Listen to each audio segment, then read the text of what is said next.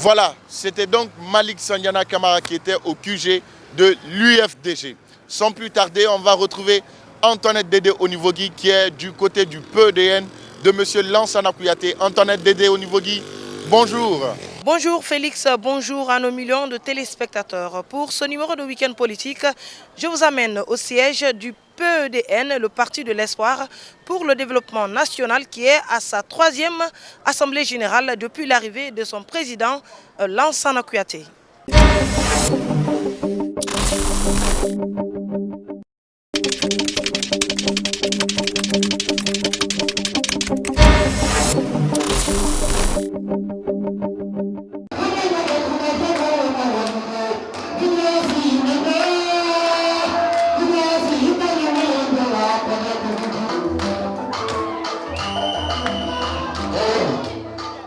Mesdames, Messieurs des bureaux des conseils fédéraux du Parti de l'Espoir pour le développement national,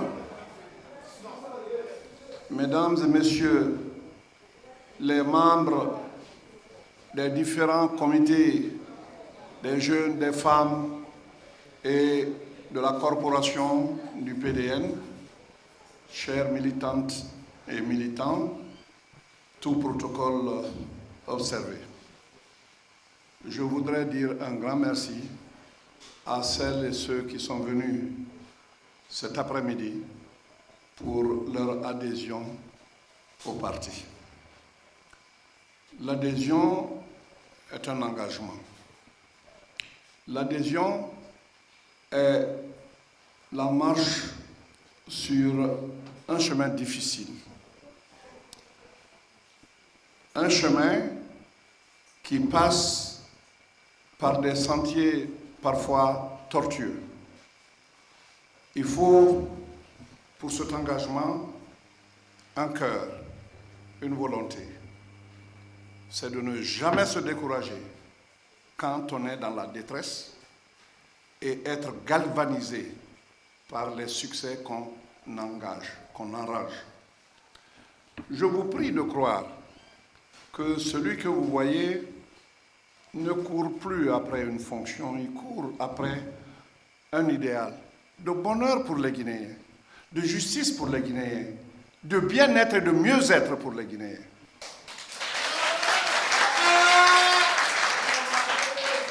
Les conséquences de ce changement, ça s'impose à tout le monde. C'est dire que à ce tournant-ci, nous disons qu'il y a eu beaucoup d'espoirs qui sont nés.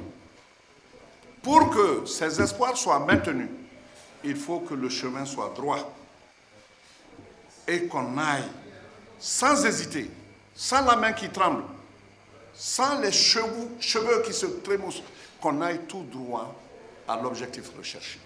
Recherché par le CNRD, recherché par le peuple de Guinée, recherché par chacun, que la Guinée devienne un pays normal. L'excellence n'existe pas. Les pays les plus grands,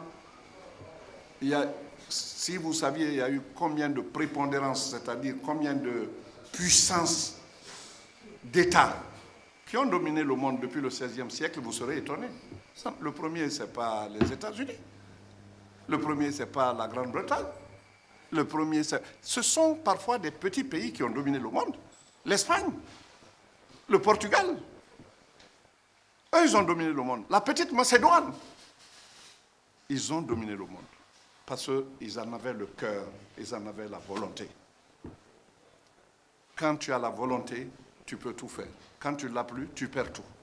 Être choisi parmi cette population de combien de millions, on ne va pas vous choisir parmi ceux qui doivent voter. Et c'est le parti qui perd. Donc, ne pensez pas qu'il s'agit d'entendre. Il s'agit de faire. Parfois, la différence dépend d'un ou de deux voix. Ça peut être vous. S'il y a deux voix qui manquent et que vous n'avez pas voté, vous faites partie de ceux qui ont fait perdre votre candidat. Chaque voix compte. Dès lors qu'on a atteint l'âge de vote, il faut voter.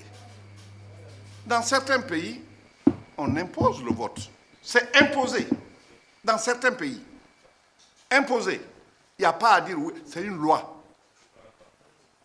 C'est donc obligatoire. Il y a plein de pays, au-delà du Nicaragua, plein de pays, même européens. Donc il faut savoir que c'est un devoir pour nous. Et ce devoir, nous devons le respecter. Je suis un démocrate, je crois en la démocratie. Nous passons donc au divers.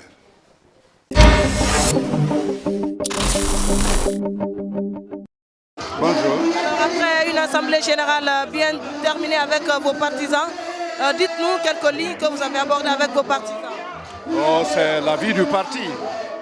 Le message fort que nous avons donné, c'est que nos partisans, nos militants soient à jour dans l'acquisition de tout ce qu'il y a comme documents administratifs pour aller au recensement qu'il faut, parce que de ce recensement national viendra le fichier électoral.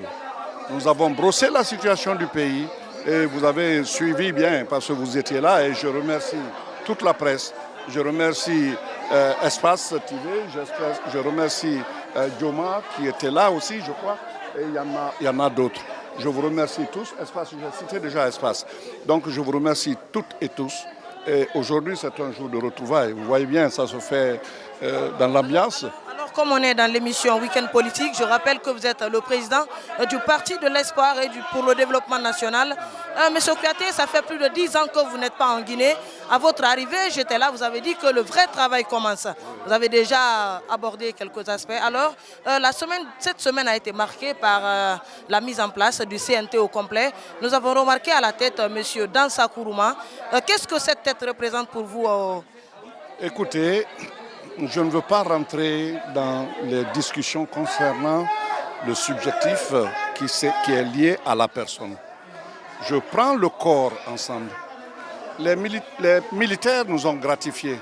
Normalement, en temps d'exception, le régime en place, parce qu'il est exceptionnel, agit par ordonnance. Mais ils nous ont fait l'honneur, le privilège de vouloir mettre en place un comité national de transition. C'est un plus pour nous. Sans quoi, ils auraient tout décidé par ordonnance. Et qu'est-ce qu'on avait à faire? Rien. Même dans les régimes féodaux, dans les régimes démocratiques du septentrion, c'est-à-dire de l'Europe, on a vu ces phénomènes arriver. Quand on vient, on prend le pouvoir de cette façon, on dirige par ordonnance. Pas par décret, par ordonnance. Et vous savez que la langue française a été imposée par ordonnance, parce qu'on était dans une situation d'exception. Et je peux vous citer d'autres pays africains qui l'ont fait aussi, tels que l'Éthiopie. Alors, par exemple, on constate aussi que la classe politique veut faire front commun, mais ce qui n'a pas marché. Alors, vous n'êtes ni CPP, ni FPP. Est-ce que vous voulez jouer à la carte de la prudence, M. Kouyaté? Ce n'est pas la carte de la prudence. C'est la carte du temps qui me permet, c'est ce que j'ai dit. J'ai dit pour l'instant, on n'est pas. Je suis en train de consulter mes collaborateurs. C'est nous qui avons dit démocratie. On ne peut pas diriger un parti de façon dictatoriale et être à la tête de l'État et le diriger de façon démocratique. La démocratie s'applique d'abord au parti, au sein du parti. Quand vous les écoutez, quand vous allez plus loin, vous ferez la même chose. Je ne veux pas les plonflons. C'est pourquoi j'ai parlé, n'est-ce pas, de cette photo de Kouyaté qui était enlevée. Mais les membres de mon bureau politique ont voulu que cette maison s'appelle bâtiment Kouyaté, permanence Kouyaté. J'ai dit pourquoi? Pourquoi? Je ne suis pas mort encore. Attendez que je meure. Ceux d'entre nous qui sont morts là, il y a un parmi eux au moins qui mérite qu'on donne son nom à ce siège-là. Je suis humble. Les gens ne savent pas à quel niveau. Mais l'honnêteté va avec ça. L'intégrité va avec ça. Soyons humbles parce qu'on n'est pas Dieu. Mais alors je reviens sur une question, M. Kouyaté. Est-ce que l'ossature du gouvernement de la transition vous rassure? Est-ce que ça peut nous conduire vers une élection transparente? On n'a qu'à se poser toutes sortes de questions, c'est normal. Nous sommes à des moments particuliers. Votre avis compte, M. Kouyaté? Mon avis compte. L'ossature du gouvernement, on est à 4 mois, non? 4 mois après septembre. On ne juge un gouvernement qu'après, qu'au-delà de ça.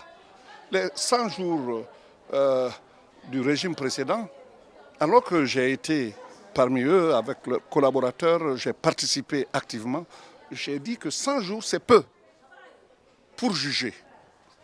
En 100 jours, on ne peut pas faire les chemins de fer, tout ce qu'il y a comme investissement.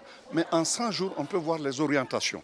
Pour l'instant, ces orientations me rassurent. Merci. Merci, M. Kouyaté. Alors, M. Lansana Kouyaté, après une longue absence en Guinée, est de retour parmi vous. Est-ce de l'espoir comme synonyme de son parti? Bien sûr, bien sûr. Hein, il est parmi nous et c'est une grande joie pour nous, et membre, comme on appelle, sympathisant de notre grand parti, parce que, comme on le chantait, que Lansana Kouyaté ne viendra plus. Nous avions dit qu'il sera là, et aujourd'hui il est là. Nous sommes contents, tous les militants sont contents, surtout nous les femmes, n'est-ce pas, l'espoir qui nourrit le parti, qui nourrit les femmes, le grand Béléba, il est là, donc les femmes sont contentes. Alors, nous traversons une période de transition qui va forcément nous conduire vers une élection claire, une élection présidentielle. Qu'est-ce que vous faites pour que le PEDN soit vraiment présent, soit actif dans cette lutte politique? Merci beaucoup de votre question qui est très très pertinente. Nous, femmes au PDN, nous nous battons pour que notre leader soit à Sectoria. Et ceci, nous essayons de remobiliser nos troupes pour restructurer, n'est-ce pas, nos structures à la base, puisque nous, c'est de la base au sommet, et c'est de façon démocratique. Et vous savez que les femmes sont de grandes mobilisatrices et nous constituons 52% de la population. C'est ce que je viens de dire tout de suite lors de l'Assemblée, que si les femmes sont avec vous, vous gagnez. Merci beaucoup. Je vous en prie. Merci. Voilà, mesdames et messieurs, c'est comme ça se passe dans cette émission. De la bonne humeur au sein de ces partis politiques. Vous avez dû le constater. Nous allons donc clore cette balade politique, cette fois-ci à Erdig, le parti de Jean-Marc Teliano. Et cette fois-ci, nous allons retrouver Alcène Barry qui nous attend de ce côté. Alcène, bonjour. Bonjour Félix, bonjour à tous. Désormais, nous assistons à la naissance d'une nouvelle coalition. C'est le DAD, piloté par Dr Kouressi Kondé, Fodé Bangoura, mais aussi Jean-Marc Teliano. Avec ce dernier, nous allons parler de l'actualité politique, mais aussi de la mise en place du CNT, où il dit avoir été lésé. Bonjour et bienvenue.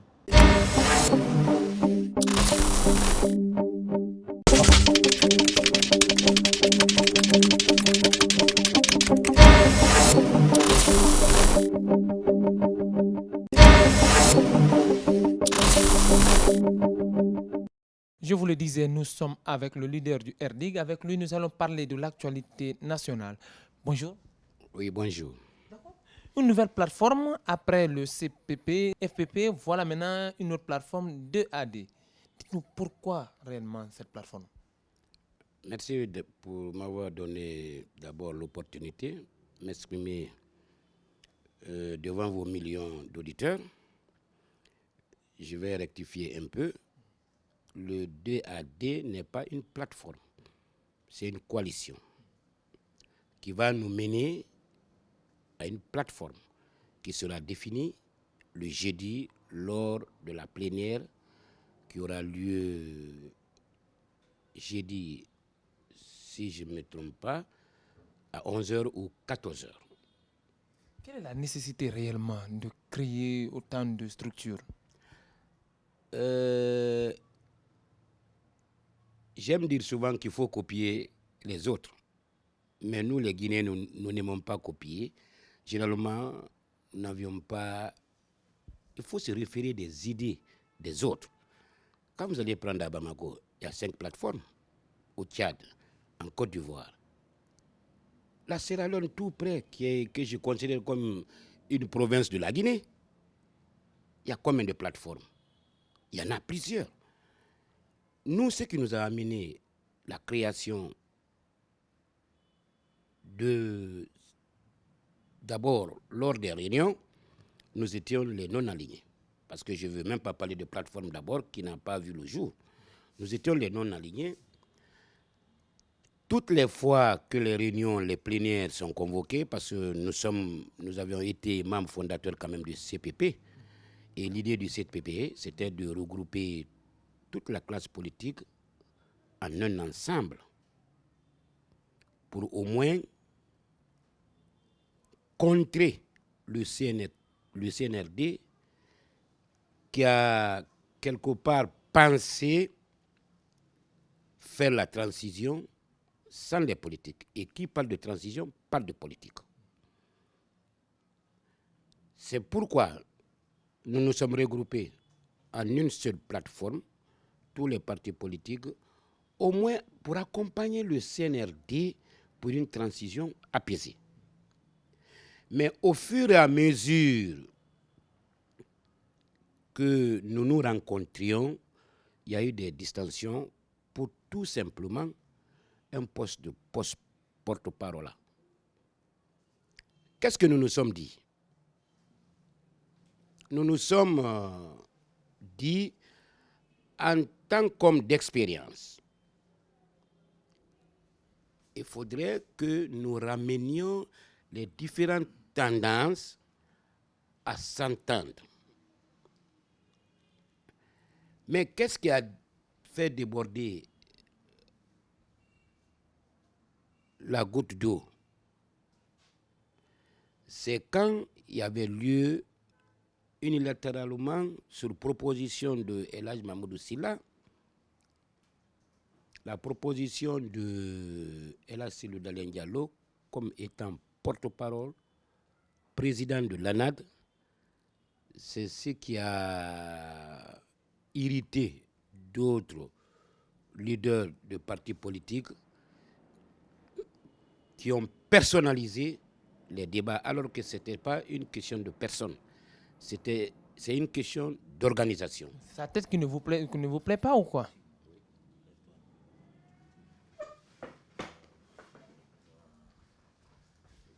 Non, c'est pas la tête. On va reposer la question. Oui. Donc c'est sa tête qui ne vous plaît pas ou bien c'est quoi réellement le problème? Non, c'est pas la tête de El Hadj Cellou Dalein Diallo qui nous déplaisait ou qui nous déplaît. Mais là où moi j'ai pas apprécié, quand nous sommes dans un débat de société, de personnes mûres, appelées à gérer la destinée de ce pays, nous ne devons pas personnaliser les débats. Sinon, El Hadj Cellou Dalein Diallo n'a jamais été demandeur. C'est la vérité. Mais quand je dis ça, des fois, d'autres disent que je fais les yeux doux. Moi, je ne fais pas des yeux doux. Je l'ai toujours dit en politique, je ne veux pas qu'on m'aime, je veux que je sois craint. Parce que quels que soient les problèmes, j'ai un bastion. Quels que soient les problèmes, j'ai des électeurs. J'ai quelques Guinéens au moins qui me font confiance. Donc, quand nous avions constaté ces bisbilles, et ils ont imposé de voter, alors qu'on n'avait pas un code de bonne conduite, on n'a pas un règlement intérieur qui nous imposait, au cas où les partis ne s'entendaient pas, d'aller au vote. Parce que nous étions à nos débuts. Nous avions demandé 48 heures de médiation pour au moins rapprocher les uns et les autres afin que nous puissions émettre sur la même longueur d'onde. Mais il y a eu le forcing. Le forcing de qui? De la Corède, qui ont forcé passer à l'élection. Et moi, j'ai proposé à mes collègues, les non-alignés, de se résigner et de s'abstenir. C'est ce qui fut fait. Et vous n'avez pas rejoint Sidia Touré et Ousmane Kaba, donc? Non, nous ne pouvons pas les rejoindre parce que nous nous inscrivons dans la médiation. Aujourd'hui, quelle est la particularité vraiment de votre structure 2AD? Non, la particularité de 2AD, c'est l'interface, c'est la médiation. Mais si vous n'avez pas pu faire la médiation lorsque vous étiez avec les autres, vous pensez que maintenant vous serez capable de faire une médiation entre vous politiques alors que vous n'arrivez pas à vous entendre sur une petite chose, que ce soit juste une petite réunion entre vous? Vous savez, ce qui est au-dessus de nous tous, c'est la nation, c'est la Guinée. Qu'est-ce qu'on peut retenir du pouvoir d'Alpha Condé? Oui, vous voyez, il faudrait que les Guinéens apprennent à respecter les anciens chefs d'État. Tout n'est pas rose, mais tout n'est pas aussi jetable.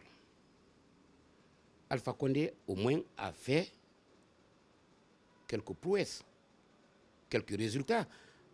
Parce qu'aujourd'hui, vous avez l'électricité. Vous ne pouvez pas nier ça.